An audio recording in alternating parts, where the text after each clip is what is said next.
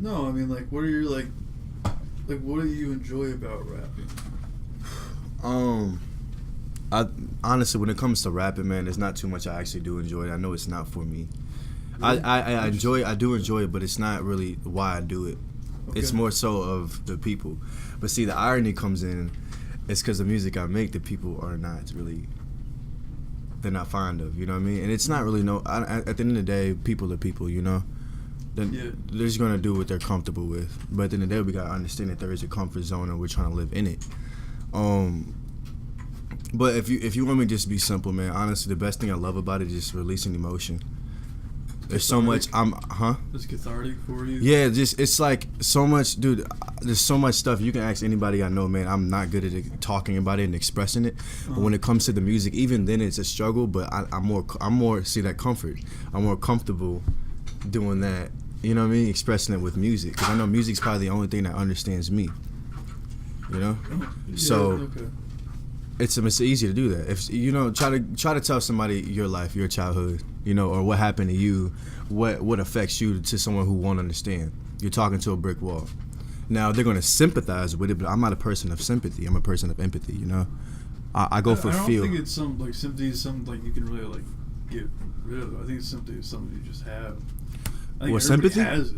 Well, it's definitely there, man. But at the same time, that's not my goal. My goal is for people to empathize with. So my crowd is not going to be a big crowd. You know, the people who like me aren't going to be big, because it's all about who can relate with you. Now, I could be, you know, I'm not going to say a sellout, but I could talk about the norm of what people usually go through, and then act like it's a struggle, but it's not a struggle.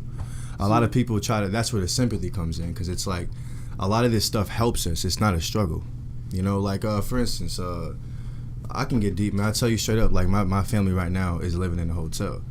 I'm not going to tell you that for sympathy, you know? I honestly wouldn't even tell you that if there was no point for me to prove. But, yeah, man, I only tell that for people who relate to that. Not a lot of people relate to that, so therefore my music's not going to be for everyone, you know? Are we going right now? Yeah, I started recording. Yeah. I mean, you've been doing audio. Yeah, I mean, if we're gonna have that conversation again, we should have it again though, for the cameras. No, just keep going. Yeah, don't even worry about it. Yeah, it's all good. Do you get what I mean though, a little bit? I know I'm not really right about it, but that's just how I'm approaching it, you know? Like, I don't know. Is it man. like an what do you like? I mean, there has to be a reason why I feel like you do it. I mean, well, yeah, of course. I told you, but the reason is not just for me. For like enjoyment. For enjoyment, yeah, just to release emotion, man. That's probably the only reason I can say I do it just for me. It's soul cleansing. That's why I do it. But the reason why I do it isn't for just me. It's for people. It's for the people. I feel like everybody here has a goal. Everybody here has something they put here for. And I'm not saying it's something that you're told, you know, before you come in. I think it's something you probably have to build for all I know. I started making music, I say estimation of 8th grade, freshman year, you know. Mm-hmm. So my whole life wasn't about music. Music was a phase that came in, actually, man, the first 3 to 4%, or 12% actually. But yeah, man, it's. I feel like it's something I gotta find. I think like everybody says that they have something that they're good at, but I don't know if. I think that was true, but it was true for like boys, and I think if it was true for boys, it was true for boys like around the 1950s or so. I know this sounds like weird. No, but actually, everybody says like they have something that they're good at, mm-hmm. but I think it's like something that moms tell like little boys like when they were like kids. Yeah, it's like something that's imprinted. But what I'm going on is that I feel like in modern day society or whatever, we're not able to go after the things that we want, and when we do, they're kind of devalued. Yeah, so true. So true. So like you work hard for something, but the value isn't there for reciprocation. That's kind of what my dad used to tell me though, man. He said, you know it's real when it's not popular. And this is what I mean by that, right? Gold, for instance. What's the probability of you finding gold right now? Estimation. What do you think? If you were just to go out and search, gold? If you personally go out to find gold, the percentage you find in gold would probably be negative. You know, Are you saying And gold or gold? gold, like the Oh, the okay. mineral, the gold, yeah. And that's how I think of it, value, right? So, as a person who's as really authentic, I don't want to put out artists. I'm not gonna say no artists actually, but the point I'm getting at, man, is something that's valuable is really not something that's gonna be popular. Something that's very authentic, just like the gold thing, you know. Like I feel like I think it's something authentic. It's something that it's authentic because you enjoy it too. yeah, And definitely. I mean, No, definitely. Like, that's what I'm saying. Like I definitely feel like authenticity doesn't come from somewhere that you don't enjoy the process of producing it. you might not favor every step though, for sure. You know, I don't feel like everything is all high and positive. You know, some things are at a very negative standpoint, but even negativity is not always something that's bad. Just like something that's positive is not always good. You know, like, for instance, drugs. Drugs make you feel positive, right? Is it good Or they for can you? make you feel pretty fucking awful. Yeah. Long term, you know? Yeah. So, like, long term. long term, hell yeah, They dude. can Like, make you feel shitty man, I'm gonna short-term, tell you, man. like, I've had experience with drugs, man. I'm not gonna act like I don't. So, like, I know, like, for me, it was just like a short term thing or a long term thing. Like, I didn't, in the moment, I wasn't like, my life is shit. Uh-huh. You know? So, like, I don't know. Kind of off topic, but yeah, man. Well, no, I mean, you could have, like, if you were done, like, any sort of psychedelic stuff. Yeah, I've tripped shrooms like twice. The what second was- time I actually was talking to my dad and Oh, about really? tripping shrooms the That's first fucking time. weird. My dad doesn't know, so if he hears this, Oh, he's okay. gonna be pretty pissed off, honestly. But yeah, he was like, just told me like, man, you don't need to do that. He never told me I don't need to do it for anything. He said people leave and don't come back, right? But the reason why he was telling me was like the logistical stuff, like fungus. Like fungus is not supposed to be inside of your body. You know, there's stuff like that. And I'm like, people eat mushrooms all the time. Like, what are you talking about? and that's the irony, because if you see him eat salad, the one thing he eats is mushrooms. Yeah. Yeah. So. Well, what was that, like, tripping on shrooms and talking to your dad? That must be weird. Well, I wasn't as up there as I was the first time I did it. But the first time I did it, let me just first say that I don't do anything for the hell of it. Everything there's a purpose for it, you know.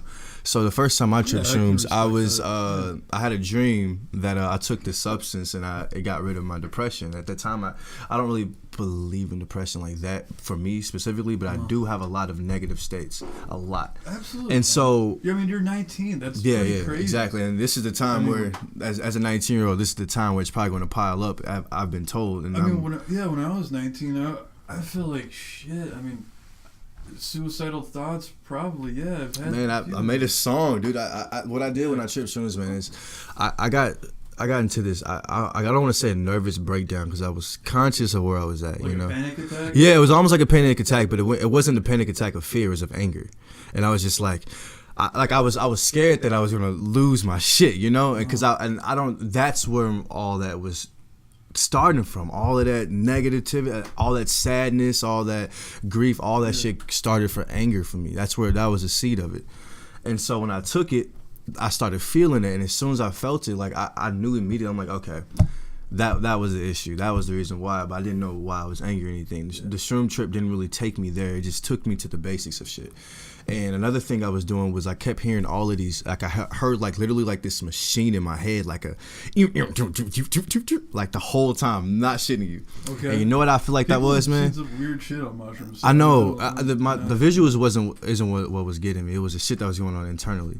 And so I'm hearing this and then all I heard was it's okay. And then all that just stopped, and then I just went straight from visuals. Like, oh, okay, everything's peaceful. By then the sun was up, but I feel like that was my brain rewiring. When I heard the, I think it was like regenerating its gears or whatever. I'm just like, okay, because after that, I'm not gonna say that it helped, like it changed me, but it definitely did help me, because it didn't. When you hear shit releases depression, psychedelic specifically. Yeah. People think you've heard that notion too somewhere, that before you tried psychedelics, yeah, and that's what kind of imprinted it. But the dream came, and when the dream came, I was like, okay. And a lot of people think that just because it's a psychedelic, that it's going to be a happy process. No, and especially not with me. Like, for me, my first time. Really, yeah, with me, it was not like that at all. And I can tell you, it was terrible. oh, it was terrible. Yeah. So like, like I said, that's what goes back to me talking about how everything, things that are negative aren't always bad. Because if I would have never had that, I wouldn't have came to my senses about a lot of stuff. Yeah. Cause I don't know, I was lost, man. Like I'm not found yet, but I was really really lost at that time. I was 17 years old actually. I actually didn't even graduate yet. I was supposed to graduate, but I had to graduate a month late. And I don't know, man. The school hated me, but yeah. So like already right there, I was lost, man. So. Well, what do you mean by lost though? Like just like being able to like function like. I mean, I've been in St. Louis my whole life. I know what it's like. I mean, it can be hard to get around and stuff. But what do you mean by like found? Well, just what I feel like what lost. Be happy while you're doing something. Like you know what? I'm glad you asked me that because now that I'm thinking about it, it could have just been me being lost the whole time. And when I started to find myself, it wasn't what I thought it was. You get what I mean? Like, not really. Okay, so check it. Like, the whole time, I thought I was losing myself, but the self I thought I was probably just me being lost. But I was in oblivion. So when I started figuring out and started like actually experiencing stuff, and I thought I was losing myself, but really I was finding myself because who I thought I was is no longer. Absolutely. And so and then that's why I thought that's why I'm like, oh man, I started experiencing all stuff I never even thought I'd do really. And I feel like I have so much experience, but then again, I don't because you want to know something, man? I've not left the city. I've been stuck. I've left the city. Okay, if you want to talk about ever, the last time I left, I was 10 years old, and I went to Knoxville, Tennessee, the Smoky Mountains. Woo. So yeah, man. Yeah. Ever since then, I had a show at SEMO. I guess that's that's 2 hours away. I mean, it's not St. Louis. I mean, yeah, you should get out. I mean, I was fortunate enough to when I graduated high school, I got to go to Greece, and that was really cool. Mm-hmm. Just seeing. Yeah, see, like with me, like I'm going to Florida actually with Candace. Supposed to be, I don't know. Hopefully, but my first thought of me traveling was just not even in the United States. I don't feel like I would find tranquility in the United States. I feel like I would have to, like, because of all the. I mean, I remember what it was like for me growing up, but shit's getting weirder in the United States. Oh yes, man. And honestly, it's not even getting weirder. It's always been this way, man. We're the modern day Babylon, dog. But what it is now is we're revealing. That goes back. That's kind of like how I was talking about how I thought I was lost, like with I thought I was losing myself, but the whole time I was lost and I was finding myself. That's what the United States is going through, and we're starting to figure out. The people are starting to figure out, like, yo, this is not. This ain't what we thought it was. United States, no, nothing's really united. Everything really is separated. That's how they want it, but they want it in unity. Do you know what I mean by that? I think I have a sense. I mean, they need order. They need order and segregation. That's what it is. I wanted to bring something up, but I want to kind of follow that too. Like, so order and segregation. Order and segregation, yes. What do you mean? What I mean by that is it's like this. Kind of remember how pharaohs and all that, they used to operate. They operated through the same method we do, and that's the triangle method. I don't know how. Okay, well, what it was is a pharaoh. There's pharaohs, and the pharaohs has little peasant, little workers, and they got workers, and then from then on it goes down and down to the bottom. And it's the exact same way here, where it's everything segregated. You have middle class, high class, all that bullshit, whatever. And you have the people 1%ers, but you have people above the 1%ers. Honestly, bro, there's people that run the 1%ers that are in it. So what the point I'm getting to, man, is that everything needs to be separated, but it needs to be separated in the order where it benefits that top. So I don't know. America came through another country. Obviously came through Vatican City and all that. So. That right there tells you, man, Vatican City is not really the best. What do you mean about Vatican City? Vatican City is where the Pope lives. Yeah, I'm just. Are you saying you want me to be more like Vatican City? No. I'm saying America was established through the Vatican City. What? You did not know that, man?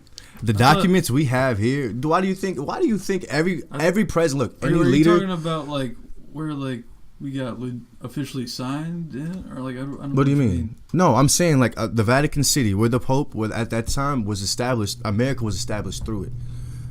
It was through the Vatican City. Why do you think when I've we don't, never the heard of Pope that. doesn't come to us, we go to the Pope. You're not going to hear about it, bro. You got to research shit like that. It's not like something you're going to just look up on the That on the sounds like news. some conspiracy shit. I mean, conspiracy, but I'm telling you straight up, dude. Like, we have to go to the Pope. Our president goes to the Pope. Then It's why- not a conspiracy. That's shit that we do, man. I'm telling you, they have Didn't Donald documents. Trump shit on the Pope like a while ago? What the fucking? Who is Donald Trump? Especially to the Pope, bro. He wants control just like the Pope does.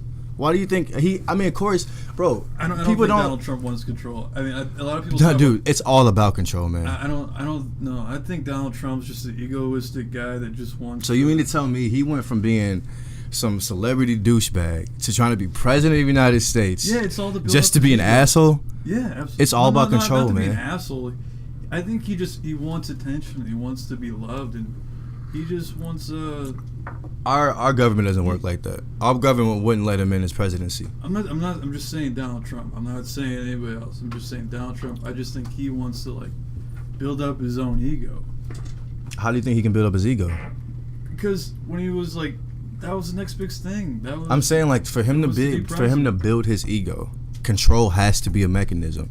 And right now at this point, as like I said, as him being some douchebag celebrity to go into presidency, honestly, being a president is in a sense a celebrity because you're not operating the country. What you got to do is you got to say shit. You got to be the image for the people who really do. You know? So like I guess you're right then, bro. Because honestly, at the end of the day, the presidency, that's not even. You know what I mean? That's not even. It's one guy trying to run like a whole country. Like It's I no, see it's people a freaking out it's a trying to country run trying to run McDonald's. one guy as an Like- image. I'm telling you, it's all about imagery, bro. Like presidency is all just like Yeah, that's the thing. Like he wants he wants to be loved. And he keeps fucking up, and he doesn't know how or why. You know, and I'm not going to deny Because that. because I'm he's not going to old. deny that, bro. I'm not going to deny that at all, man. Because that's at the end of the day, bro. That's how the villains are. Like all quote unquote villains are. They have the same. They low key have the same morals as the hero. So I'm not even going to argue I that don't one. think there's something like as pernicious as like people are trying to like always fuck us up or anything. I think it's more just incompetence. People are always like, Bush was like did 9/11 or something, or like like all this shit like that. Like Mhm. they put that shit out there so they can tear us down. I don't think it's. I think it's just people are more or less incompetent, and you see whether you're trying to figure out like is this person a bad person or they just not know what they're talking about, or they just don't know how to run shit. Mhm. That seems I to can be see more that, or but I less can the honestly, case. I'm not gonna even pinpoint what I feel about that because honestly, your point is not bad at all. Like, I definitely see that, man. Like, there's so many examples I can pull out just from what you Yeah, just that's said. what I'm Like, I saying. can't even. People, I mean, and I think the whole thing is like people. There's like a hard line for fallibility to admit that we're fallible, and I think that comes with the idea that people don't really have a sense of onus or control of their destiny. I feel like Mhm. today as much as they did like many years ago. Like Yeah. I definitely see and that. that's what I Yeah. was- Mm-hmm. And I think this is kind of weird, but I think that has to do with the idea of feminism, and modern day feminism was trying to burgeon women to come out and go into the workforce and stuff. Well, Yeah. I mean, it was a noble idea and it was good and all, but what that happened is like you have two people, and now we're doubling the workforce. So Mhm. it was just like mostly men out there, Mhm. and there was Exactly, like a few women exactly. out there who were trying to make it independent and whatnot, and that's all good for them. But then there was like it was mostly split. So or I mean, it was just mostly men, and then it got split, and so now the value of the people that are raking in certain amounts of money, that value's been split, and so you don't get as much from what you put in anymore. Yeah, that's true, man. That's true. That's very true. I can't even, the example of that, man, that's honestly like, that's something that's honestly been established for a minute too. Like you said, like around the 50s or whatever, when all that stuff started kind of coming in, these different movies started coming in. Yeah, everything just kind of went, everybody has a piece of that. Well, I think it was probably, if I think back, it was probably World War II was probably a big thing too.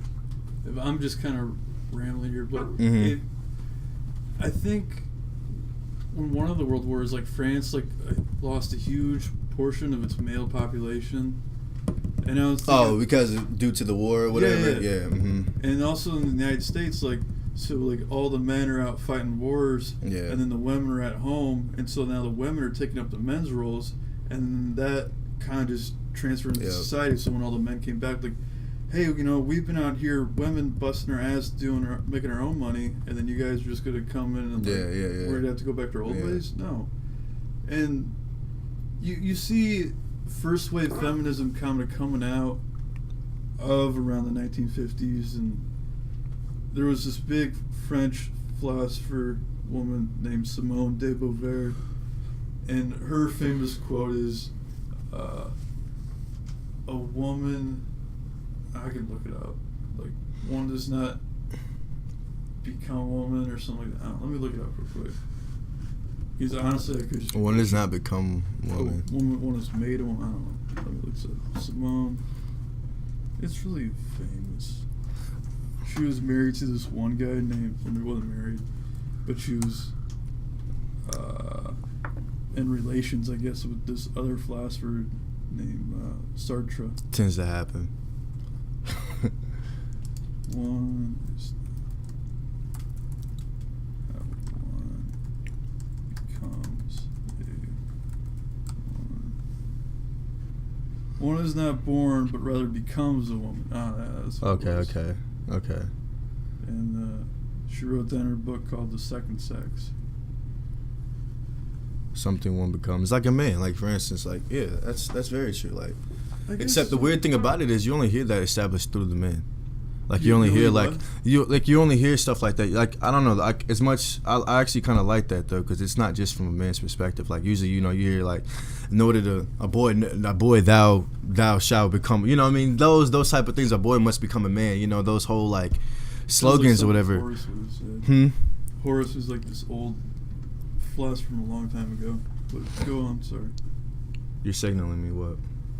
Signaling? Why are you signaling him? What's up?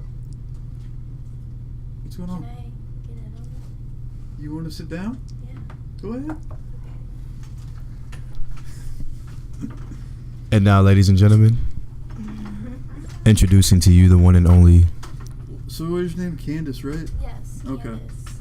I do eye candy moments. You do eye candy moments? Yes. Yep. What are eye candy moments? It's, I guess, It's self-explanatory, say? honestly. company. Like my photography, like. it's what I call She's my honestly a photography. one-girl army, dog. Like, anything, like, just about anything. Visuals from pictures, like, a lot of, like, especially from my shit, like, you would see, that's her, like, a lot of it. Okay. Yeah, like. It's like photography, videos, stuff like that. So eye candy is just what I call it. Eye candy moments. It's just like, you know, like eye candy. Like you see a picture, it's eye candy. Like it looks good. Oh, okay. Yeah. It's that My brain was in moment. the gutter. I was thinking about other shit. Well, so it says you're human, so like. Late at night. Well, yeah. So yeah. That's dude. She one girl army right here, man. No, One I'm girl not army. saying like. I'm not like. Did you jump in because you want to talk about the whole like women thing? I do kinda. I Go do. ahead. What do you want? I don't know, just continue and I'll come in. Well, I wasn't saying like. You know, Well, what I was women gonna are bad, or I was say- like trying to evaluate. I'm just saying like Yeah, that's what- just kind of how things what are. I was Yeah, gonna it's like say that's is- yeah. You're right. You're right. I completely agree with what you were saying was women had to take over the role of the men, you know? But then when you think about it, times And that times don't are, take that with a grain of salt. Like, I'm not a historian. I was just kind of riffing. Yeah, I know. But women you know, like after like the wars and stuff, like World War II, a lot of men didn't come home. And that leaves women to be widows and they have to take care of the family. You know, so they do have to Let's get a look this up job. real quick. It's just so like we're not. How many men from the U.S. left for World War II? Just look up how many people died from the Or dang, you're right. How many people didn't come back? Huh? How many people went, how many people died from the U.S.? Oh, well, I was, That's not a bad idea. Third one looks good too. What's the Men in America fought? Hey, that's exactly what I was trying to figure out. Population 1940 was 133 million. Assuming 49.5% are men. Okay. Best demographic breakdown. 22% of all people in 1940 assume about half were women. Then men 24. 16 million served in the military, of which 350,000 were women. So. Oh, women were in World War II. Yeah, women they were, but the ratio from men to women is almost as if there were none. The amount of men was 15 million. Yeah. So. How many people died? Yeah, you could say that. So percentage of men, 24 million who served in the military, 50. All right. Let's see. Can I do math right now? I'm not even gonna try right now. Just look how many. Oh wait, yeah. So 23% of men in the United States served in the military. That's a big number. Yes, man. It is, yeah. That's a. If you had like $1 million and somebody took 23% of that. Yeah, that's you don't have $1 million. You wouldn't have $1 million if they took 1%. Like, but you take $1 for $1 million, you ain't got $1 million no more. But yeah, so I guess that is certainly significant enough where like that would just change our society, and we're still kind of seeing the effects of that too. Definitely. I feel like we just hit aftermath. Honestly, it's just what I said. I feel like we just now hit aftermath. Like. Aftermath? Yeah, like the effect of what happened. Like I feel like we just now are really hitting it. Like these past 10, 20 years. Like understanding it? No, like what happened, the cause of like everything that happened there, the turmoil for it, the ripple effect. It's starting to just now dwell on our probably a little bit past before our generation. In our area. Well, what's the ripple effect? For it, I mean, dude, look around you. Like just about anything. Like there's a lot of stuff that used to go on then don't go on now. I mean, like anything. Like name something. Like, are you seeing like the institutions in our government are breaking down? Everything, man. I'm saying in general. Like even now, like even what you just said about. We can even go to this. Like what you just said about how women are now. The women had to start taking you said that women had to start taking over the role of the men because the men weren't coming back. So now that's turmoil because now how they're raised is how they're going to teach their children their children are raised are going to keep going. There's like a lot of implication. I was just saying like the value that you do from certain work isn't there anymore. Yeah. I was trying to like break into journalism whenever I got out of college. Man, it was hard. I mean, you couldn't really find a reputable news source that was trying to find like to give you good information. Mm-hmm. And yeah, the jobs weren't there either. Too, you had to like get an internship, and if you were gonna get an internship, you had to like have another set of skills to get the internship. Yeah. So right, yeah. To get the internship, it was like a catch-22. Like I saw this meme, and it was like, when you get out of high school, the first thing they say in the workforce, like construction workforce, is like you need 10 years of experience. So it's like they had a picture of these like baby construction workers like just now getting. I don't know. That's kind of what. That's exactly what I'm talking about. Yeah. So it's like 10 years of experience to like get into this internship, but the only way I get experience is like if I had to drop out of school. Wait, hold on. Why I drop out of school? Yeah. That's the whole reason why you saw me in the first place. So it's like how does that work, bro? Like everything's just kind of. I'm not gonna say designed for setup at all or nothing like that. I don't think everything's so fucked up, but I'm optimistic though because the internet. Teach me your ways, please. What? Of optimism. Oh, well, I mean, the internet's interesting because the internet's sort of setting like a new sort of way for how people think about things. Mm-hmm. Like back then, nobody had the internet. Yeah. Now, any information. Well, the you thing want about is that just though right is there. everybody was more self-thought there back then because they didn't have other, and that's not nothing that's good or like we're the it's no so much. bullshit generation now. Like everybody like harps on us. Like we're now the no bullshit generation, or in certain cases, like certainly the bullshit generation. Because Right, with yeah. the internet, you have like this whole Google thing, and so Google does. It seems like it's like if you go to a search, it's like, hey, you might like this. So it kind of takes away from the randomness, and it kind of takes away from getting different perspectives of things. Mm-hmm. So like it narrows your vision, but at the same time, there's less bullshit in the world. So like if somebody says something, you can call them out like, hey, this Right, thing on the like internet basically says this. to sum it up, our struggles have changed. Cause Sure. now, yeah, like now it's like, but I look at the internet, and I honestly please don't call me a nerd for this, but I just started watching Dragon Ball Z 2 years ago, and what got me is yeah, I don't know, man. There's some weird people out there that don't like Dragon Ball Z, so, but I didn't watch it till I was 17. The first time I watched it, my boy Really? Jordan Simmons, yeah, he showed me Dragon Ball Z, yeah, and the first thing that caught my attention were the Dragon Balls, and why I feel like the same way it is for the internet, and the Dragon Balls is right. Universal. It's a universal thing. Same with music. It's like that. Like no matter how you use it, it's there. So Dragon Balls, right? Goku and his friends, they all can use the Dragon Balls, right? And they're gonna use it a very positive way, to affirm and like save the world. Now you got some dickheads who want to come use that same power to go destroy everything, right? That's what the internet has, the same exact principle. Like you can use that. There's so many people who are revolutionizing through the internet. Yeah. But then there's so many people who are degenerating through the internet, Like, for instance, WorldStar. That's the only one I got to use. WorldStar is the one thing I'm telling you straight up that's degenerating. I'll use for sure. Why is it degenerating, man? Well, it's called WorldStar Hip Hop, and the only thing you're going to see is twerk videos and fighting. Mainly for black people. I've seen World Star Hip Hop like a few times. I thought it was Well, yeah, it's all. See, that's my point, though, man. Like it's hilarious. You know what I mean? It's funny. It's entertaining.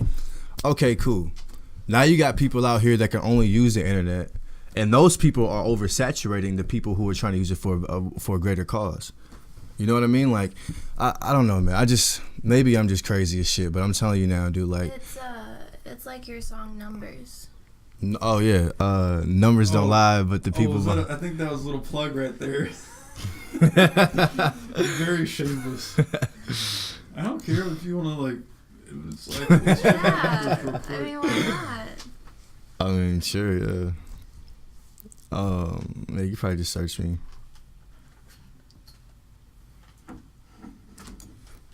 That's the freestyle. That whack ass bullshit. I don't know why they said freestyle. Like half of it was written. Like I have a song for half of it, man, and then the other half I just go in. You can tell because like my bars got kind of like. There's this like weird thing called hypernormalization. That there's this guy. I think his name's Adam Curtis. I want to have him on the podcast. Mm-hmm. But he made this movie, and I'll try to. It's like 3 hours long, but I'll try to do the justice of trying to condense it into a second. There's like this idea that like, okay, so like if you do you know anything about the Soviet Union? Yeah, of course. I mean, I'm not a nerd on none of that shit, but I'll tell you, I know enough. Like it was Russia before Russia was Russia.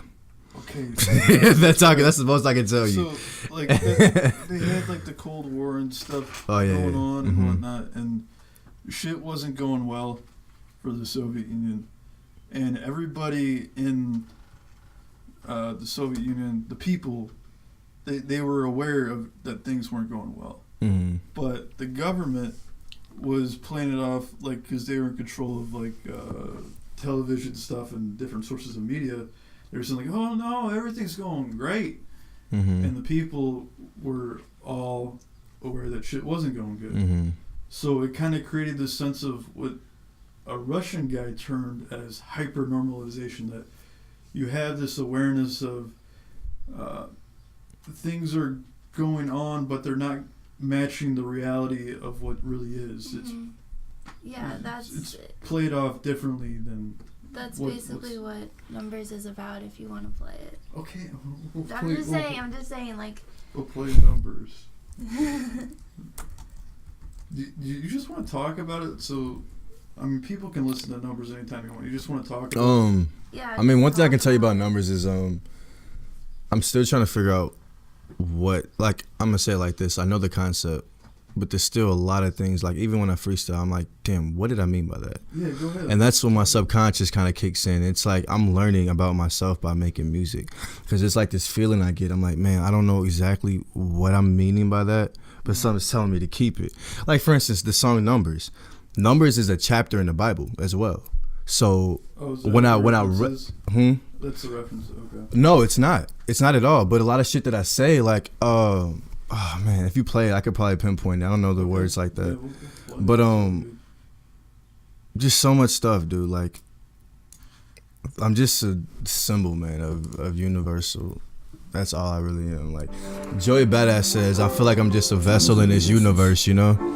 And that's exactly how I felt when I made this song. That made me realize that. It's left. It's life in hell's crest. But the mind of any man should realize that enlightenment does not exist. For wisdom has no limitations.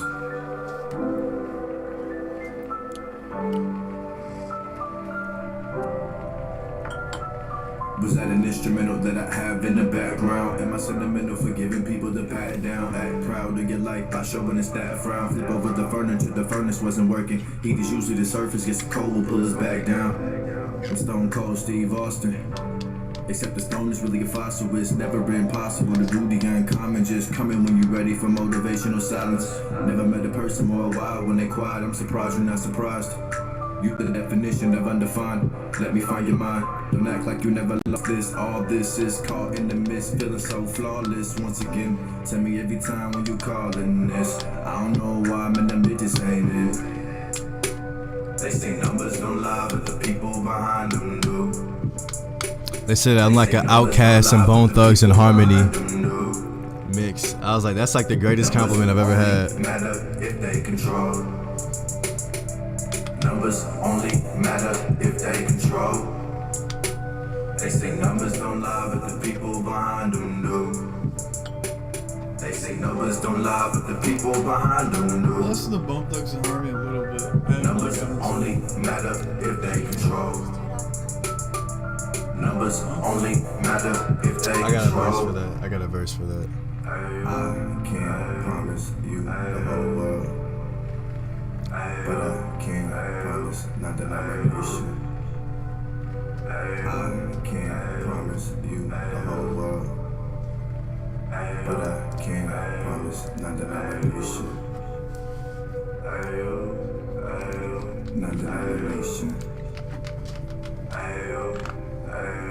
Not that I'm ambition. There's so much shit I wanted to add on this too, but we were on it 3 weeks. Yeah, but we made this whole project in like 3-4 weeks.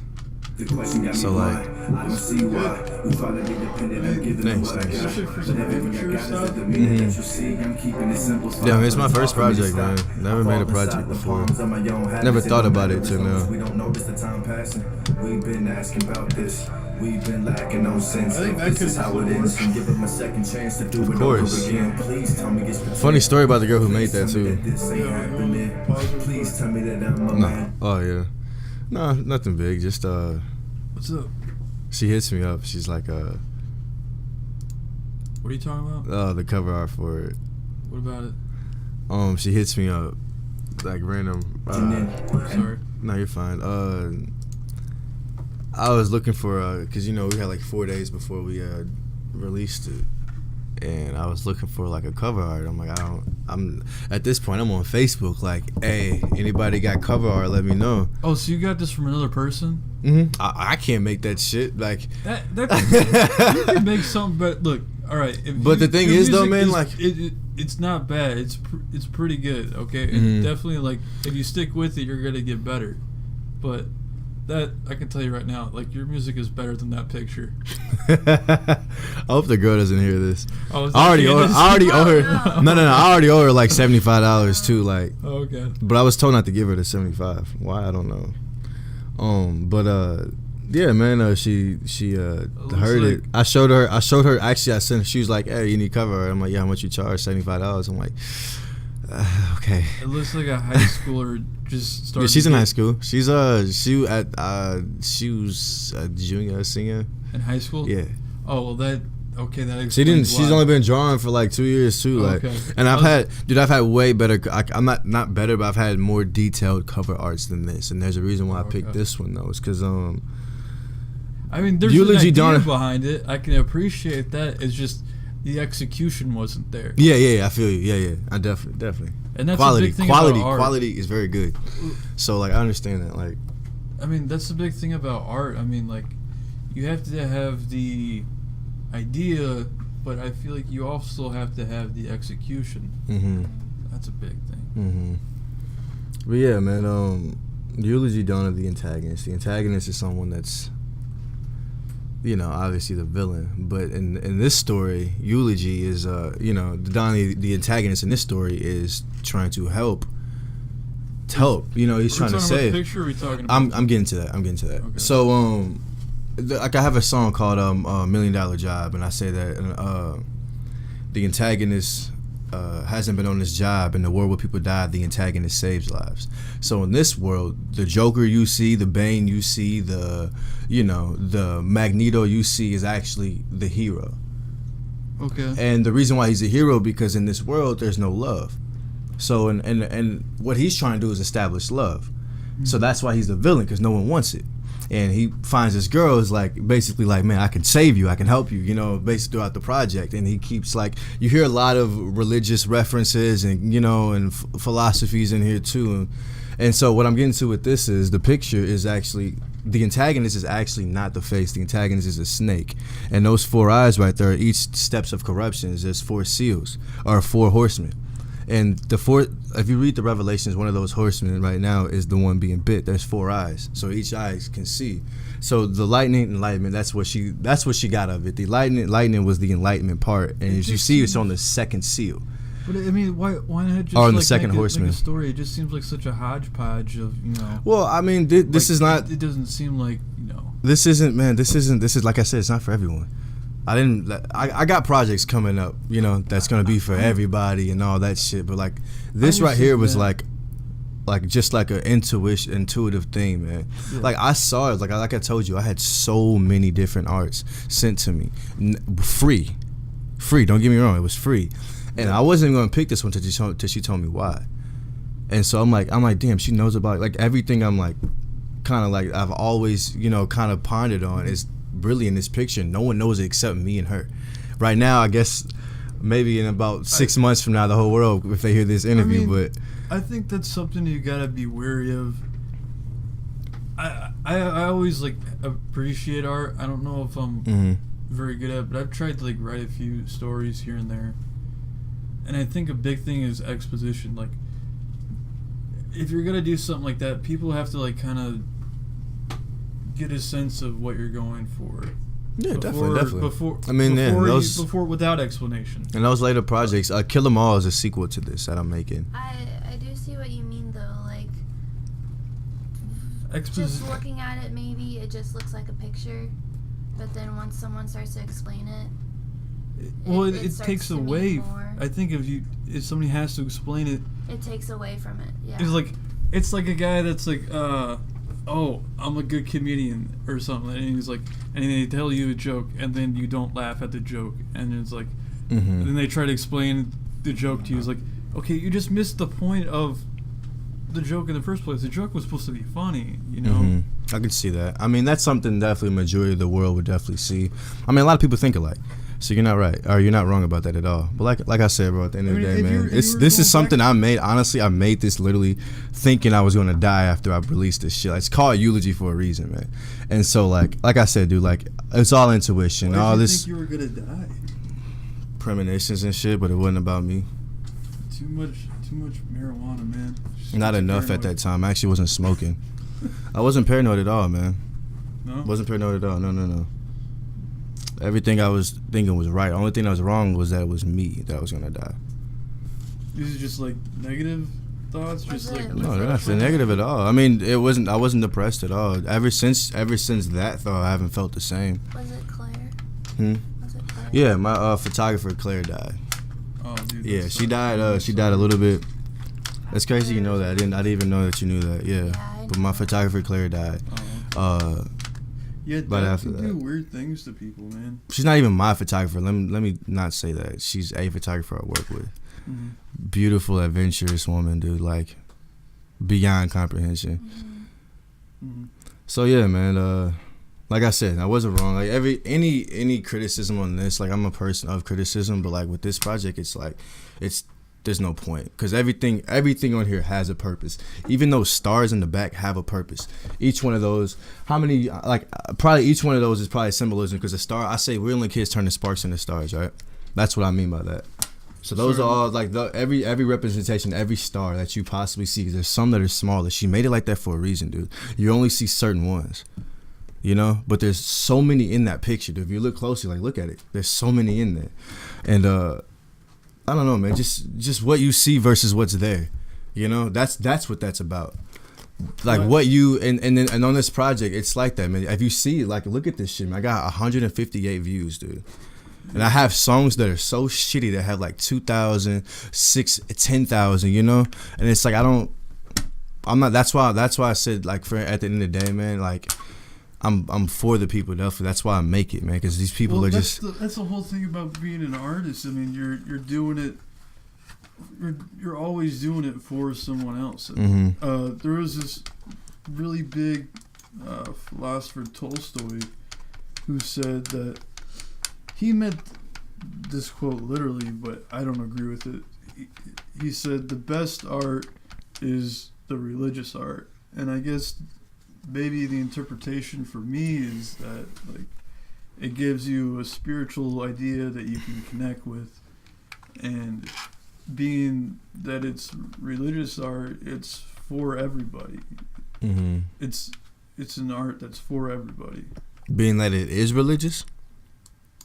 No, just like I mean, everybody should be able to feel the sense of spirituality that they get from looking at this art. Mm-hmm. Oh, I got you. Yeah. And yeah, man. And I don't. Obviously, I'm happy to say I don't have that click. I mean, that's one of the pleasures of like being an artist. Like I like to do a little bit of writing now and then. Mm-hmm. Whenever I feel like I write something good, it doesn't even seem like that I wrote it. It just like that's what the vessel is. That's why this whole project. I'm still learning about this project, man. If I ask him, I don't play it by. I play songs and I play like numbers, but I don't play the full project by anyone. Not even my family. Like Eulogy, yeah. I say project because I don't know what it is. Like, I could sell it, but I'm not.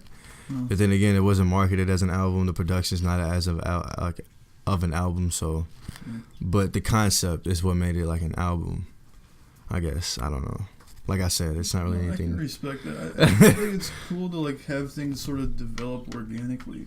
Yeah. And just let them take on their own sort of shape. Yeah, man. I had like a Pablo Picasso type of pattern painting that was sent, and it was honestly the best one to me. And I did not use it.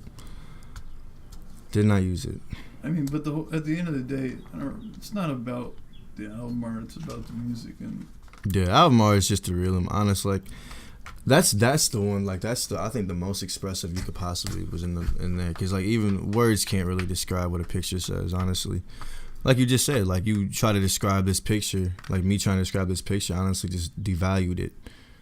You want it to be right there, and so therefore, you know, I don't know. Well, I'm just like saying, I feel like you can tell, like, for me, I just don't think... I think there's like I can appreciate there's an idea there. I just don't think it's like well executed. Like you can tell like between like American Idol, you know, that Asian dude that remember the first American Idol that couldn't sing for shit compared to like a Christina Aguilera. Like they both have the same idea, but one is a way better singer than the other. Right. Mm-hmm. So I'm not saying that like, sure, maybe there's something there, and I'm not quite getting the drift of it, but I just think the execution needs to be there. Definitely, man. Definitely. Agree with that 100%, man. There's always room for improvement. Always. Do you do any like sports or anything like that? Don't get me started, man. I was a fucking sports freak for a minute.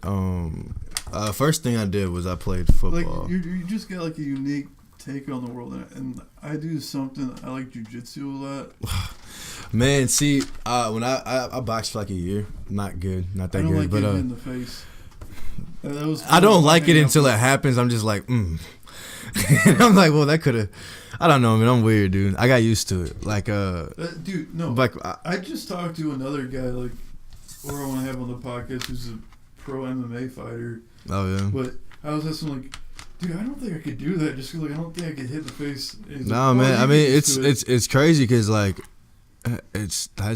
dude. People are like, I'm not so much worried about getting hit in the face. Like, the pain part is probably maybe something I could deal with, but it's the idea that I'm gonna be losing like brain cells. And stuff. Yeah. Like, that's my thought damage. too. It's just like brain cells, brain percentage just went down 10%. Like, it's like, oh shit, you just seeing stars and shit. It's like, yeah, you're not supposed to be seeing that. Like, I don't know. But yeah, I trained boxing for a year. I sparred, but never did a actual match. Mm-hmm. Play football. Football is probably what I'm notorious for. That's I played a lot of head trauma too, though. Oh, it's so much more, dude. It's so much head trauma, man. In my opinion, I think it was more than boxing, but I didn't get hit as much. I was like a dodger. I wasn't knockouts. I didn't get too many knockouts. I got one knockout. It wasn't even considered. It wasn't even really a knockout. I just got knocked down and didn't want to get up. That. I felt like a fucking coward, bro. I felt so weak. But yeah, man, like, you just gotta get better with skills. I mean, you don't feel. Yeah, but you gotta look at it from like in a meta point of view. I feel like you gotta look at it from as like, I mean, I got knocked out, but that just means because I wasn't putting my hands in the right spot. Mm-hmm. Yeah. I so think like, a lot of people get discouraged because they take it too personally. Those kind of sports. Yeah. Iron Mike Tyson, one of my favorite fighters. Not my favorite person at all, man. But that's how people started getting to him. That's how he started losing his last like 5-6 rounds because people started getting to his mental. And you don't got a good mental, dude. Had a temper, you know, and the temper was irrational. It wasn't like, oh, I'm passionate about this boxing shit, I'm gonna do my thing. I mean, it could have been, I don't know, dude, but like just from media crucifixion, like they were like, yeah, dude's crazy. But yeah, man, like I don't know, you're definitely right about that, especially with football. Like I learned that technique actually listening to Bruce Lee. What technique? The mental, like you get inside the mental. So on the field, I was quote unquote I was the big hitter shit talker. That was like my little sniper. Actually, was my name, okay. And big hitter shit talker. That's like another one of my nicknames. And so, what I would do is I would weaken them before I even touched them, and I would just like say remarks. You know, I already had the dreads hanging out. You know, I already had this image that already fucked them up. But then the second you lock eyes with them, if they look away, they're done. They knew it. And so, like, I would, like, you know, I would kind of keep talking to him. I would kind of get in there, but I wouldn't say things like, I'm coming for you, you know. I would say stuff like, you know, kind of just mental shit. Like, shit that kind of get to him, like, like, fear, man. Honestly, in the football, on the field, like, that's the reason why I kind of got into music, honestly, because the same format for football was good, you know, except the only thing that wasn't there was tactics. And so like the mental part is what I started becoming good at. I stopped doing big hits. I started getting good at the mental, like interceptions, you know, shit like that, fumbles, touchdowns. Yeah, and I would just like get into the mental, man. That's all it's really about. I mean, it's a very important thing whenever you're going up against somebody to, if you can, manipulate their mindset. Yeah. To use that against that's them. The biggest. It could be a strength if you know how to use it, but if you don't know how to use it, it's nothing but your weakness. You could be the biggest dude on there. Look how small I am, man. I was a fullback. I started off decent size. I mean, no, don't let the sweater. I'm skinny, bro. But like the full, I was a fullback though. That was my first position. Actually, was a wide receiver. But every time I was supposed to go for a pass, I was trying to knock down the corner, and so they was like, okay, put him in fullback. Now, as me being the size I was, was, linebackers are like twice, 3 times the size of me. So that made me want to go for them more. How big were you when you were playing football? Well, and I was like, shit. It depends on my prime. My prime was probably sophomore year, or no, I'll say freshman year. And freshman year, I was probably Freshman year? Wow. yeah. So I was tiny. I was like 100. Freshman year, I probably was like. I was like 5. I was looking up to you like, oh my god. I was like 5. I was like 5'9", man. Like 5'9", 5'8". 5'9"? Yeah, like 5'9". I wasn't this tall. How tall are you now? 5, like not even 6 foot yet. Oh, okay. Yeah, I was like 5'9" freshman year, and probably like a little like 10, 20, like probably like 160, 170. So, but before that, I was like 20 pounds smaller than that, like 20 to 30 actually. And yeah, I was like like 20, 30. So you're bigger freshman year? Is that what Yeah, I got freshman year was like my the size I was supposed to be, but before and after I was like hella small, and yeah, but I for eighth grade years when I was a fullback, so that's what I'm trying to get back to with the whole mental thing. It was all about like mental, like if big hits like I was notorious for that, and the reason I was notorious for it is I would mark the ones I want, and I had to get the biggest link.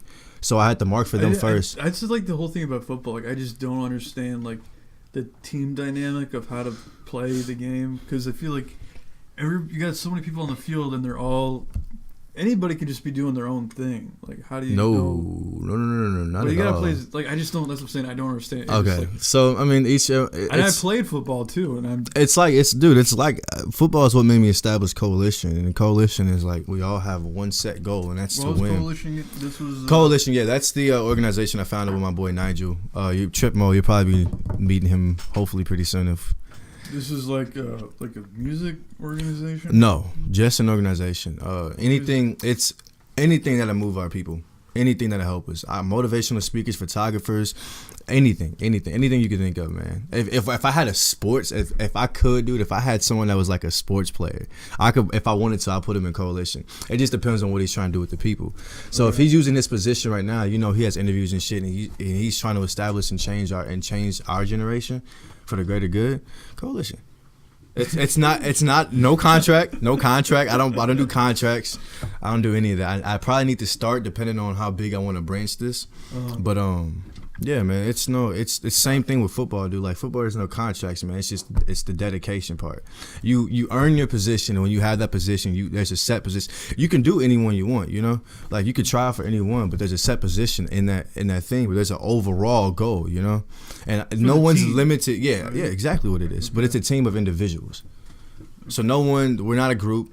Obviously, it's just me and her are like the only ones in coalition that are here right now out of like 14 to 15 people. Okay. At that, probably a little bit more than that, I don't know. But yeah, man, like it's all about it's unifying. It's working individually as a group. Like a corner doesn't do the same thing as a safety, but we all have that same unit. Well, I think my question was like, so in football, you're just like, oh, I'm gonna go after the biggest guy. I think the question That was my job. was.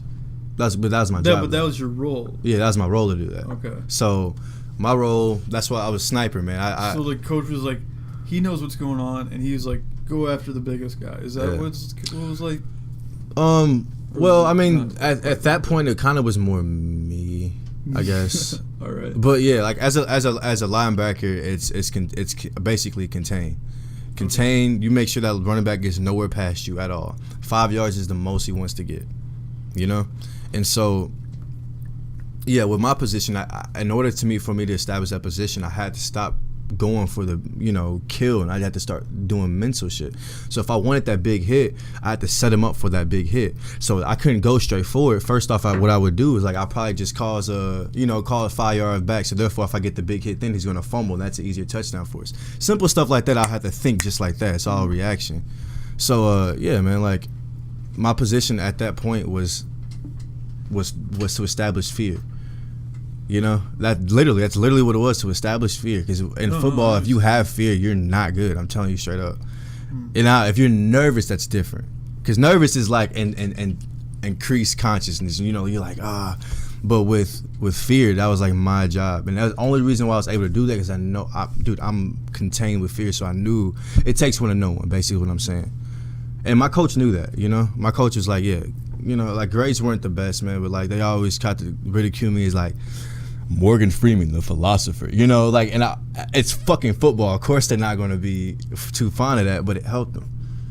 You know, so you were going already like hitting up the philosophy track like before you got sophomore year. I not philosophy. I don't want to define it as just me like starting to. I wasn't dumb no more. You know, I'm not smart now, but I'm saying like I wasn't an idiot. I wanted to learn around this time, and around that time is when they started like establish. That's when I don't know. This started to establish me for more different roles for myself, man. But the only thing about football is though, like it's so. You are bound. You know, you have boundaries. There's a lot of stuff you can't really do. So I took that same tactic and put it into music where there's no boundaries. You know? So at that point, I knew, like, at that point. And I think the whole thing that I was trying to get to is just that not to take shit too personal. Oh, like, and dude, just focus on whatever. I take it personal when people tell me not to. Whatever it takes to make this thing, you know, in itself better than what it is right now. That's like the sort of the path you have to take. And I don't know, I'm just talking about because like I do jiu-jitsu a little bit, and it was never my impression that I would take shit personal, that like, you know, get upset because like, oh, I'm not doing this right. It's like I just have to figure this out. Like whatever's going on right now, I just have to like take a breath, you know, and just figure out what's going on. Like as far as if a guy puts me in like a weird position or something, or if I'm like I'm not pulling off the position right, it's not like anybody can do it. It's just you got to figure out how to do it. Yeah, man. Speaking of fighting, you know who my favorite? You know my mentor for? I have two mentors. They both are fighters for music. Manny Pacquiao. Yeah. No. They're both fighters. I'm saying, but I have. Okay. I mixed that up.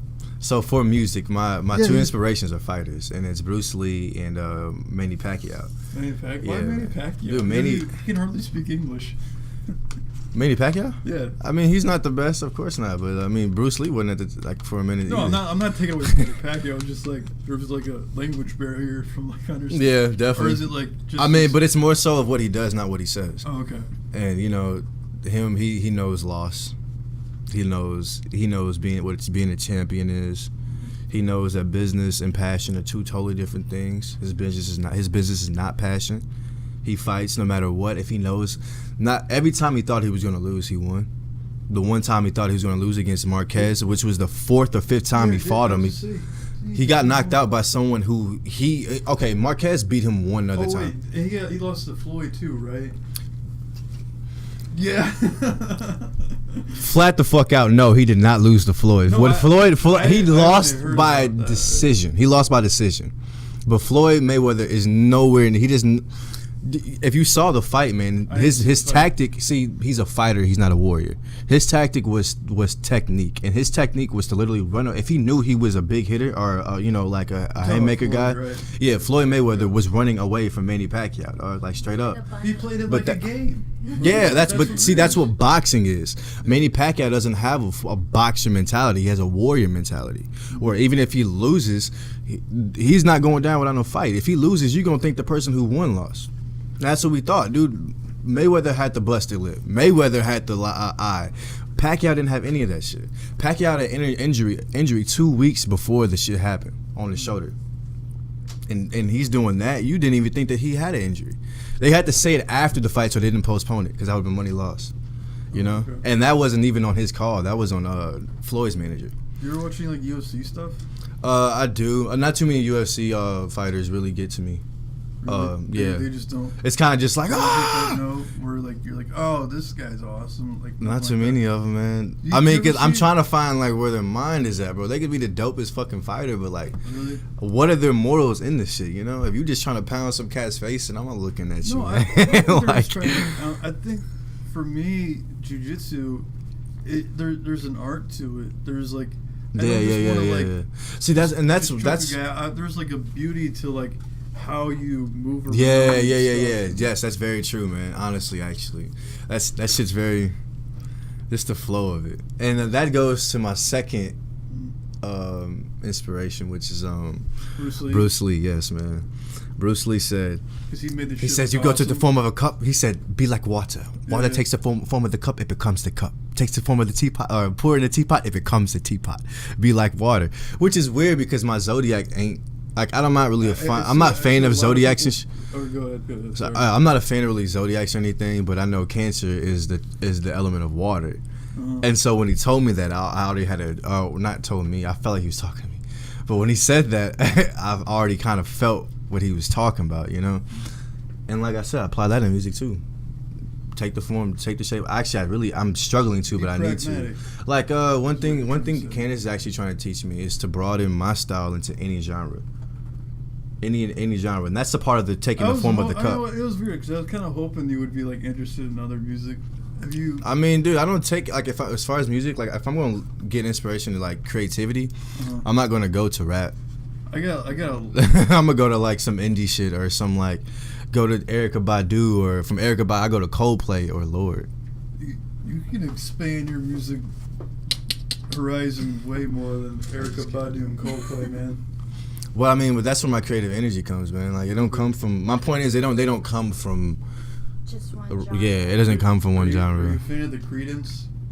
If I heard of them, I could have been. Creedence Clearwater. I'm sure you've heard of them.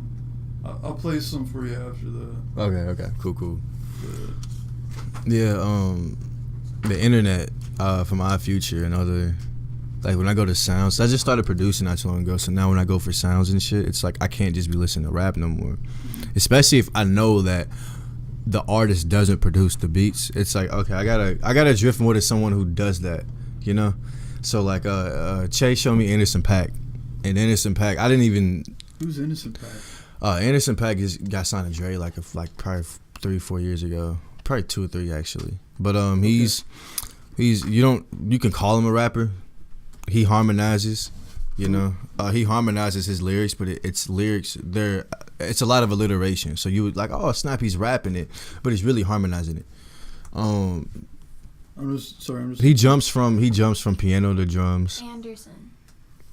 What is No, it? Anderson .Paak and 2 A's. They said Innocent Paak. Yeah, Anderson .Paak. But it's really Innocent Paak. I say Innocent Paak because it's 2 A's, and people understand that more. But yeah. Yeah, man, very talented dude. Like he's not really like you're probably not gonna get my like if you hear me, you're not gonna get his sound from my music, or vice versa. But I like Kanye. Everybody like gives me shit because like they don't think that I like Kanye. I fucking love Kanye. Man, what's your hang up with Kanye, West. man? Fuck him, bro. But he takes so many like samples from like just. Oh, you talking about production wise? Yeah. Like as far as beats? I don't knock him too much on that. Whatever. I'm not saying like I like him as a person. Like I mean, like, but you know what makes me mad is the reason why people don't like him as a person. And the media, honestly, the media is gonna crucify just about anybody. That's just I don't know. I don't even understand. I think it's just because like people need a job and Kanye's out there doing really crazy shit. And it's like, I'm not, listen, like I said, I'm not saying fuck going. Kanye in the sense of, what I'm saying is, the person he is and I don't know, he could be having a goal that's 20 years from now gonna change, you know what I mean? He's probably putting on a persona for a later future, you know? Probably just to prove a point. I don't know, man. It seems like a lot of thought not to be enjoying what's going on right now. Yeah, true that. But, I don't know, man. When it comes to the people, dude, and I get so, I'm like Tupac, man. He says I'm so harsh because I'm so sensitive.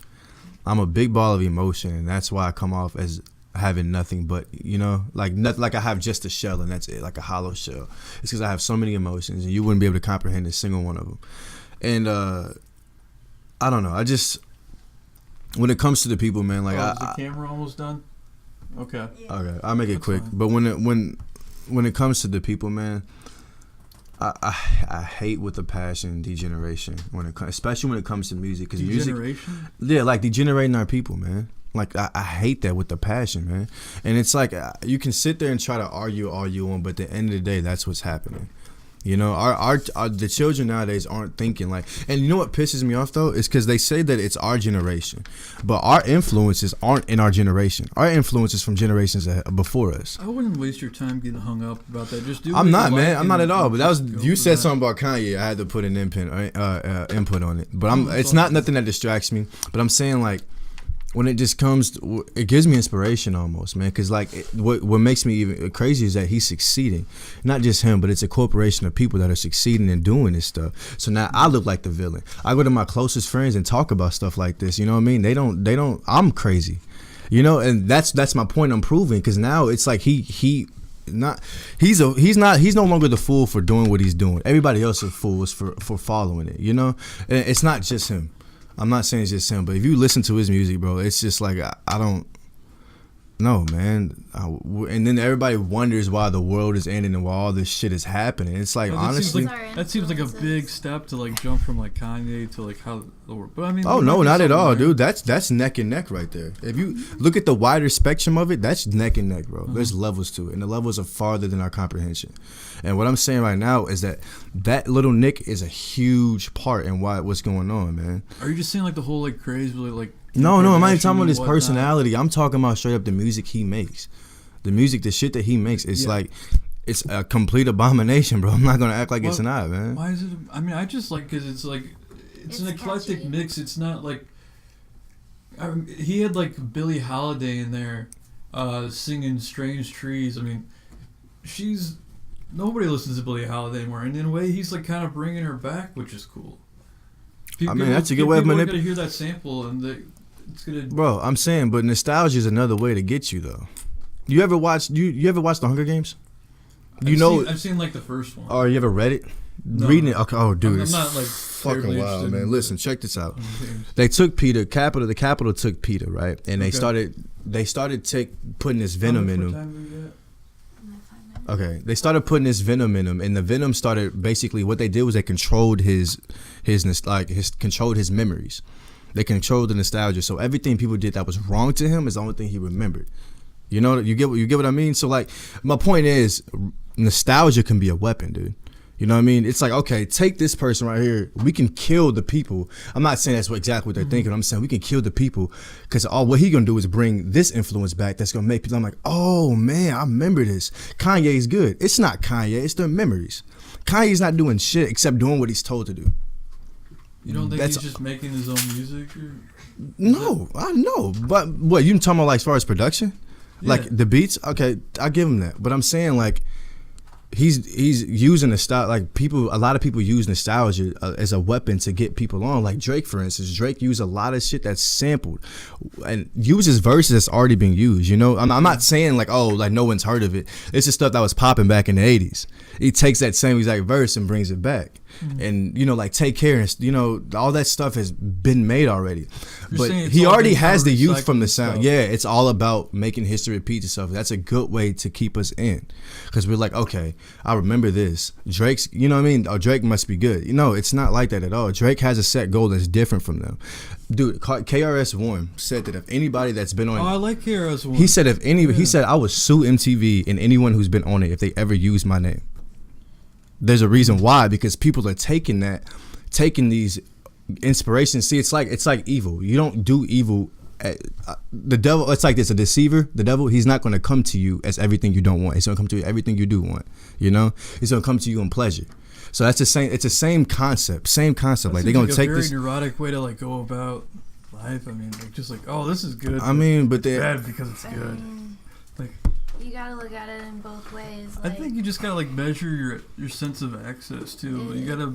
Well, I'm telling you, like I used to everything in be all moderation. like high, happy, life is good, man. But it's like it's life. kind of different than what you're talking about. I don't know, man. Like I said, dude, I'm just crazy Q here, man. I'm not no one special, but I'm just saying like I'm not even going from what I feel. I'm just telling you from what I see. You know, like I've seen people operate. Yeah, she's getting me into it. Oh, really? Yes. But I'm saying meditation that can also be a weapon too, because a lot of people use it just to forget. That's what I'm saying. You see what I mean? Like, people relate easier to shit like that because they all in the same thought process. You two are about to agree with each other, right? That's what I'm saying. You guys all have the same thought process.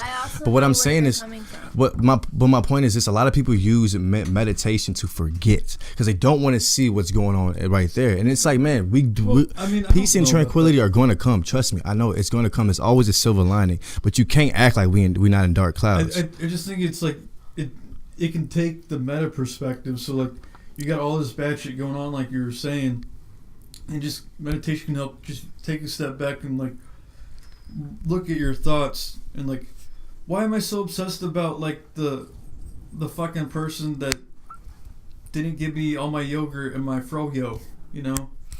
You're gonna be like, okay, maybe they're just having a bad day. Like, why am I getting upset about something so? Well, I mean, with anger can come two things: either fear or passion.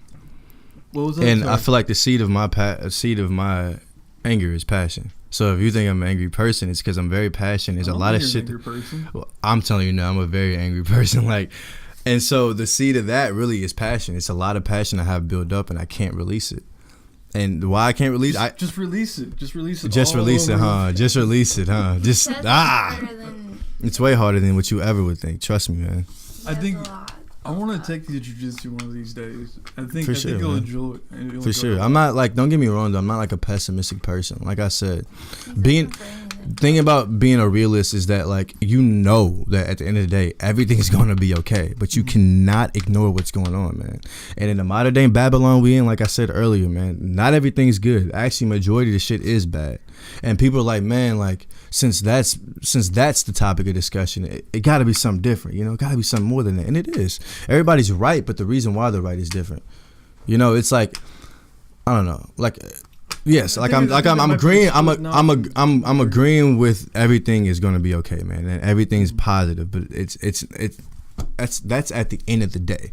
You know, you still have hours to go, and those hours have bumps, and they have nicks, and those nicks are going to fucking hurt, you know?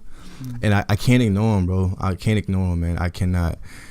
I wasn't raised that way, man. And if you think I'm ignoring it, that's just all part of the process.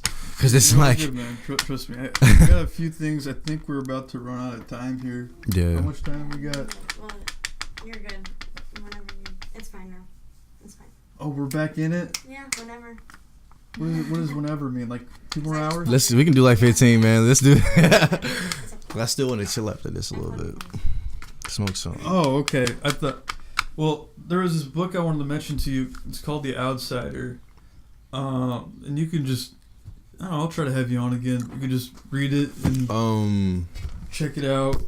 It's not the book that you're reading. Okay, because it's just Outsider. The book that we read is just Outsider. This is The Outsider. Yeah, I'm sure it's completely different than whatever you read in high school. I can tell, man. He has a trumpet. Yeah. Nothing about the outsiders. It has nothing to do with trumpets, though. The classic study of alienation, creativity, and the modern mind. Yeah. Wow. It's something that I think man. probably dive into. Yeah. Do I have a check mark on it?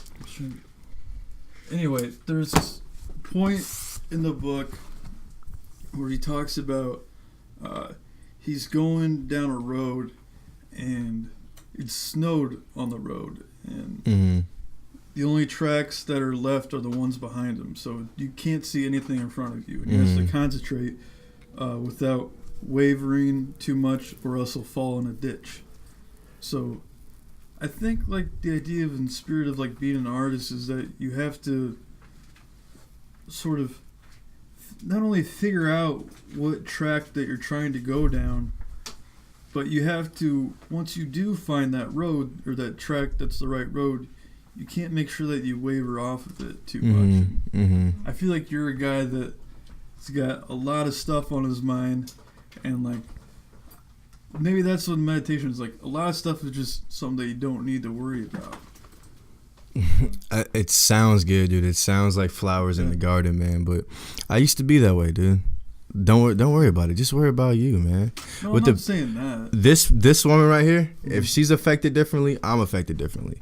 This guy right here, if there's something going on with him, there's something going on with me. So I can focus on myself, but there's something going on with him. That's going to affect me too.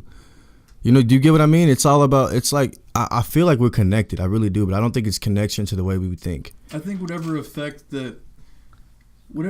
you have on focusing on your own well-being, which I think is what you're trying to, like, you have a very ethical concern, which I can certainly appreciate. But I think if you focus really hard on your own craft or your own stuff, dude, that will, in some way that you can't see, have residual effects on other people. Yeah, Mhm. so what you're saying, like, basically you can't always help others until you help yourself. Is that what you're Yeah. getting Mhm. at? Yeah. Yeah. Exactly. Mhm. Like, Yeah, if definitely, you're not definitely. in a good place, how are you supposed to help someone else get in a Like, good place? and some people get upset about that, like, oh, he's kind of being an asshole right now because he's being selfish, just focusing on, what is it, music all day or something. You're just, like, Mhm. doing music all day. Like, hey, and, like, people are bugging, like, hey, man, I need time for you to, like, go do this thing or go hang out with me. It's like, no, sorry, I can't do that. I'm doing music. Like, focus on something and, like, just trying to get, like, whatever it is that you're trying to get right. Mhm. And something that you can't see further on down the road, that I think will have positive effects for you. Mhm. Definitely, I think a lot of things definitely And I have think a lot of positive people get effect for deterred sure. from that, kind of going back, because I'm sorry, I think it might not be on yours. Sorry, you're all good now, Candace. Okay. Candace just said something. What did you say? You can't help others until you can't help. Unless others you help until yourself. yourself. Yeah, all the cliche shit we used to hear in school, definitely. It's true. Very to a true. certain extent, Very you know? true. I mean, you're young and you're gonna see a lot of shit. Definitely. I mean, I'm not that old, but I'm 26 and I'm 8 years older than you, or so not about 9 years older. Something like that, yeah. Yeah. Something like that, yeah. So I mean, Mm, 8 years you're old. gonna be a different person from now. Definitely, I believe that 100%, man. That's the whole reason why I'm even talking about this, man. Is maybe to cleanse and let out a little bit. But the thing about me is I'm just everything. The shit I can explain is just the tip of the iceberg, you know. Well, It's so much. Let's go into it. What shit do you want to go into? I don't even know. I don't even know where to start to go into it, you know? Like, it's so much stuff. And then it's like, I'm also afraid, that goes back to me converting to other people so much. I'm so afraid of losing people. Why are you, you know? afraid of losing people? Oh, man, because people, especially when they help me to be who I am, how could you not? How could you not at least want to hang on if you do cut them off, you know? And it's just like, Or if they cut you off. I mean, that's them. That's usually what happens anyways. Usually I'm the one being cut off, you know? And just, you know, these last few months, I just been like, fuck it. Just left and right. Because I'm starting, the care that I used to have is starting to fade away into something different. Now, what it is, I don't know. I don't know. I can't explain it, man. It's just a whole bundle of what is Q thinking right now, you know? Why is he thinking this way? And it's a question I ask myself. I don't expect no one else to know if I don't know. Just how I can't help no one else unless I help myself, Yeah, like, obviously. Q thinks very black and white. Like, he may not admit it, but Yeah, that see, and then that's like another thing. You see what I mean? he That's the thinks- tip of the iceberg right there. Like, he thinks that it's either like you're right or you're wrong, and there's no in between, you know. And like, it's something me and him both are working on. I mean, 'Cause I think that way too sometimes. but see, like, that's another thing. That's a thing I'm where kind of people that way connect too. a lot is because, like, that's something that's probably hasn't been, you know, thought of. That's something that's probably been passed down and told. Because I hear that, you know, I've heard that a good amount of times, you What know, they- like, it's like either you're never wrong or it's like you always think you're right. You know, you go to one person would tell you like, yo, man, you're thinking like this. And the next person tells you the exact opposite. Who are you supposed to believe? No one but yourself at that point. Because you know what I mean? So black and white is perfect. Look what I'm wearing, bro. But Look what at- you need to do is take things from both sides, you know, because there is gray. Yeah, but I mean that's something that you, I think, as a person, have to analyze. Let me tell for you yourself. something, man. Like, the thing about wearing, No, see, let me like Okay. you as a person have to take into account to decide if this is something that's right or wrong, if it's practical or not practical. I mean, That's something you're you gonna can see only different can sides of decide. things that other people Mhm. don't see, Mhm. and just as well as it's so general that it's hard to just focus on the general principles. Like the best course for understanding anything is just, I think, experience and actually doing that thing. Yeah, definitely, man, definitely.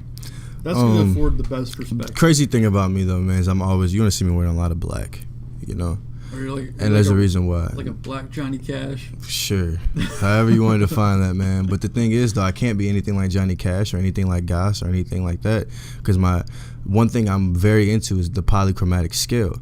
Now, What's black, the polychromatic just scale? colors, Okay. and branches of those colors, and black. Black isn't a color. Black is a color only because of the other colors, and black is basically an absorption of all of those colors.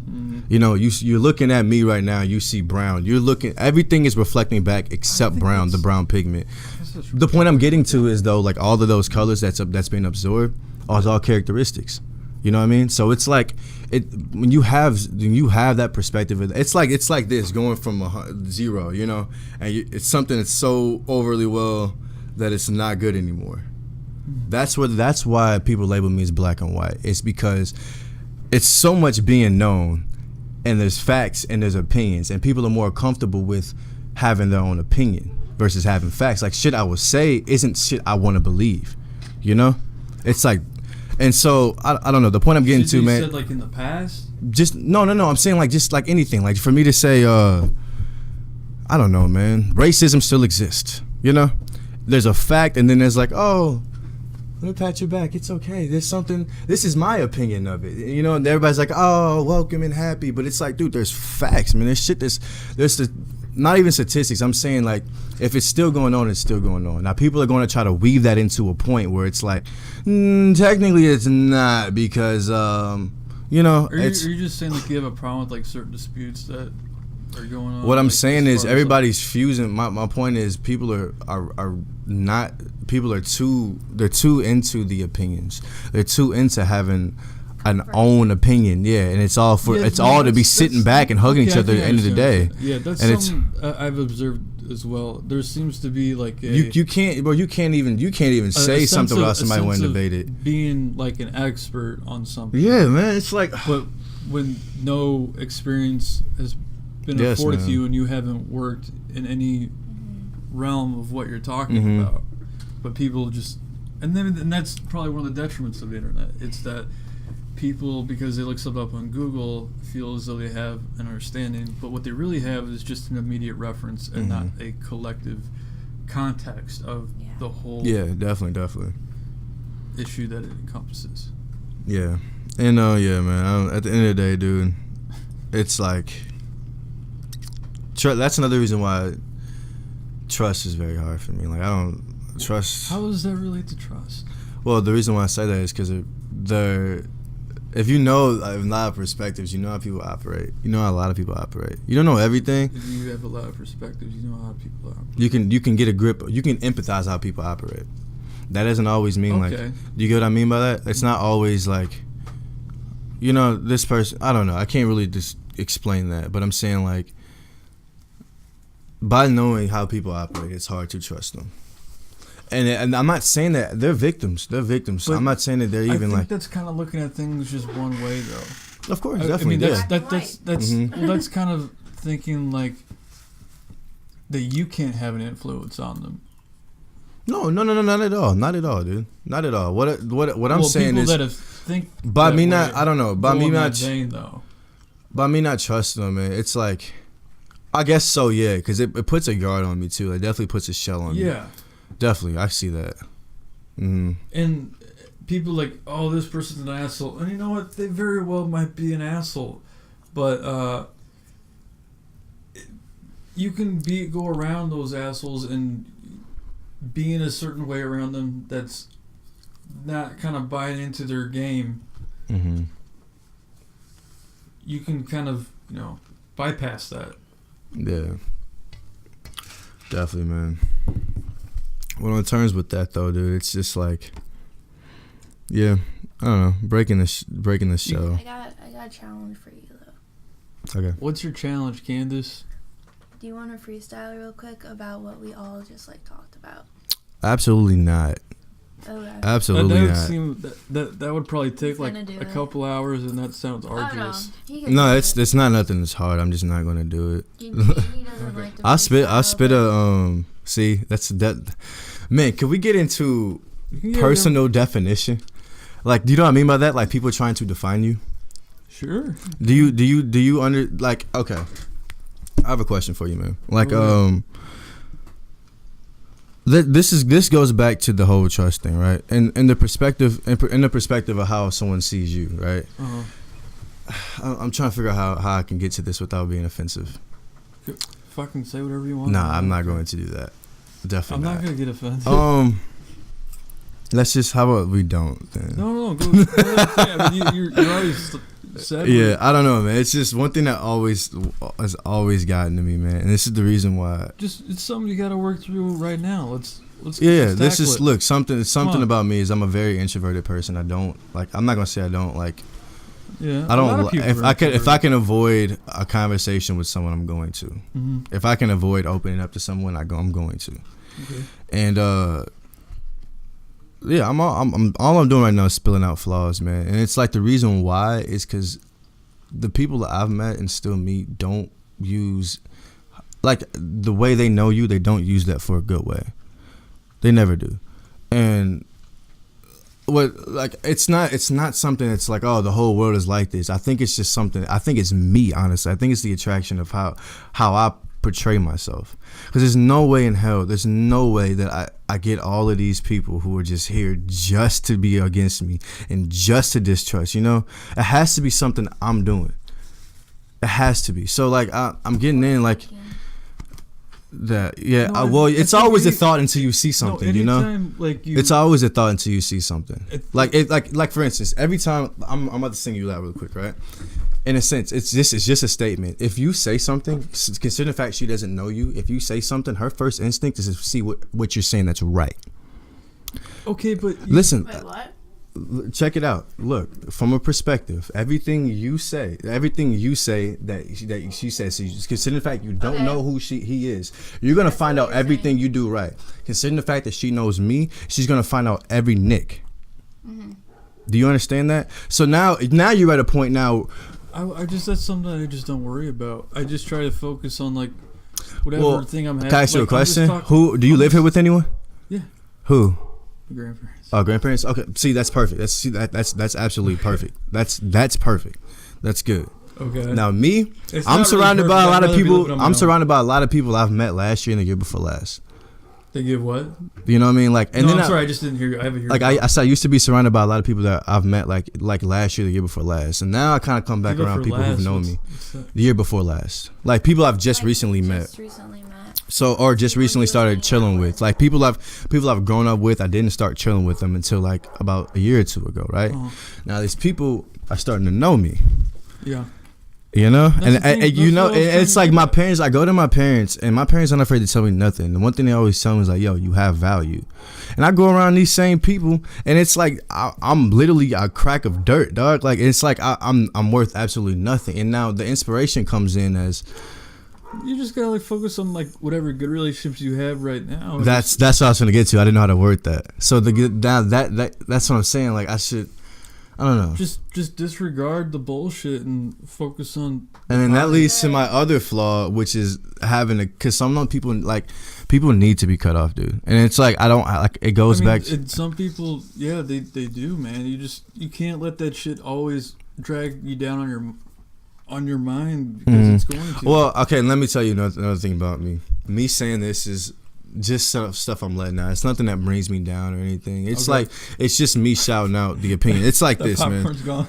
Like we got a full table right here. I just Yeah. pick up this one book. We're focusing on this one book. Don't justify this book as the whole table of books. Mm-hmm. Okay?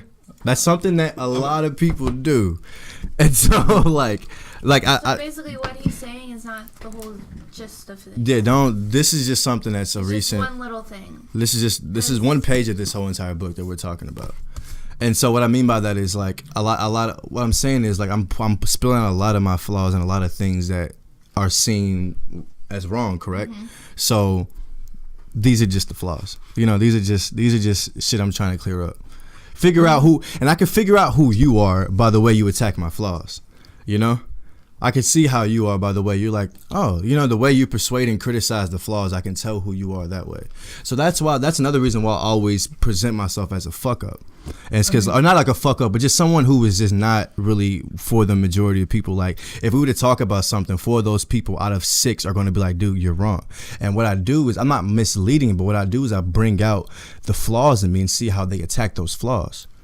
And that tells me, okay, like, now, like for instance, you see a hobo on the street or something. It just seems like such a hard way to live. But it's not. It's not. It's really not. It's not something he like thinks about constantly. It's just something that is a natural instinct, you know. It's just something that happens, man. It's not nothing. When When I leave this place, you know what I'm gonna be thinking about, man? I'm probably gonna be thinking about making a beat, or food. We're going to fucking Taco Bell again and getting her burrito back that they didn't give us, and some more food. I'm not gonna be worried about none of this, man. Honestly, and the thing is, it's like I used to not care. I used to care too much, and now I'm at a point now where I'm just like, I don't care at all, and it's like it's anxiety, depression. You care too much, you don't care enough. I'm right there at the not caring enough point. I mean, life's weird in that to be kind of happy, you gotta kind of get your ducks in a row and figure out what makes you happy. I'm not aiming to be happy yet. No, I'm just talking about in general. Like, you gotta, if you have like a guitar or something, and you're trying to make it sound well, you have to tune it. And too much of something is gonna make it go one way. Too little of something is gonna not sound right either. Saying. So like you gotta go through things in order. Well, you gotta experience things, and you gotta in order to become truly happy, which should be everyone's goal, is just to be happy and aware that. If you want to be happy, people think it's just gonna come. I think a big thing about being happy. Yeah, you have to work to be happy, and you have to like. It's like okay. Well, that goes back to the silver lining, but ignoring the black cloud. Remember I was talking about earlier how it's like. Yeah, but you were saying it'll just come around, like the silver lining just. No. What I'm saying is, how can you get out of? How can you see the black cloud or the silver lining in the first place? You gotta get out the cloud. Oh, okay. So it's like you gotta work for that shit. Yeah, if you're just sitting there, it's not gonna happen. So like that's like with anything. Like I mean, when you start off trying to, get better at a new skill, it's not just gonna come to you. You gotta work on it. You're gonna fail a lot before you even figure out what you're doing right. And once you figure out what you're doing right, you gotta kind of take that and run with it and figure out how you can make that thing that you're doing right better. Or if you're doing something wrong, figure out what you're doing wrong and do the opposite. That happened to me once. I was doing a lot wrong, and I got to a very bad point in my life, and I literally learned how to do things right because of what I was doing wrong. Or was it specifically you're trying to do right? My life. Your life? My life. That's a very big thing. Yeah, so just like friends and family and how I treat people, basically. Okay. That's a big part of my life, and I was fucking up on all that, and by learning how what not to do, I learned what I need to do.